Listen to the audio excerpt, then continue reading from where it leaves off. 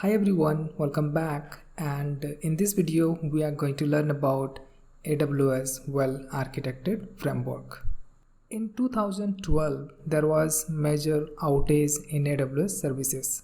However, few customers didn't get impacted. Now the interesting question is why they didn't get impacted. So it has been found out that they were following some best practices which helped them to take care of outage situation. When things are working and when things are not working, in both the scenario we should know the reason behind it. So AWS collected all the best practices, they documented it, and that's how well-architected framework started. There are 6 pillars: security, reliability, performance, cost optimization, operation excellence, and sustainability. Now let's look into each of these pillars in brief. Security should be one of the most important and critical component of initial design. We have to think about all the possible negative scenarios when system can be compromised, and in worst case, if it is getting compromised, how we can minimize the impact. So we are going to talk about few points here. We have to think about data protection. When data is at rest or in transit, both the scenario we have to ensure it is properly encrypted. Second, if there are multiple layers in your solution, then apply security at all the layers. Third point, enable traceability so that in case of breach or any issue, we can trace back. Second point is reliability. So when we can call a system reliable, when it can automatically recover from failure. That is one. Second, auto scaling. If demand is higher, it should auto scale its capability so that it can fulfill the demand. Next point is performance. And in order to get a better performance, we have to experiment more.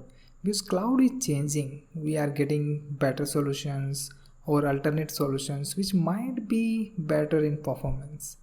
So this is more like always experiment to get a better solution.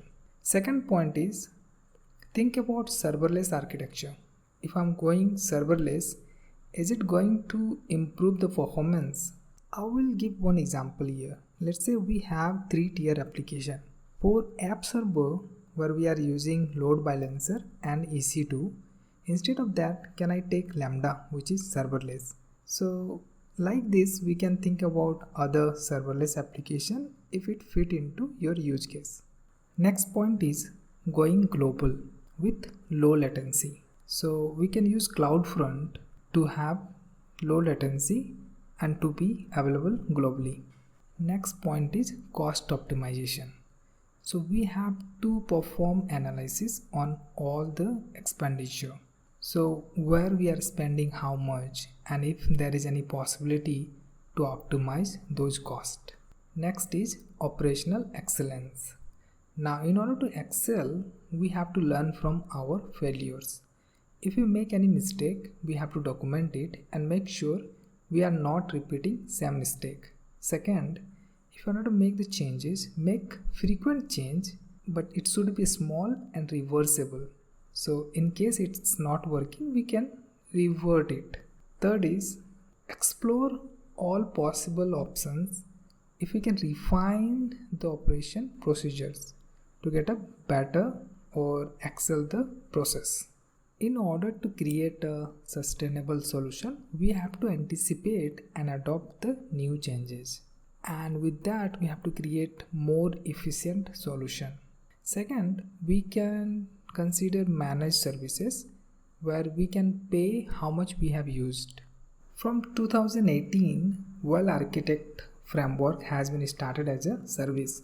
So if you're planning to move to AWS cloud, then you can consider this service to find out all the best practices which you need to consider to create a robust and secure solution in AWS cloud. Thanks for watching.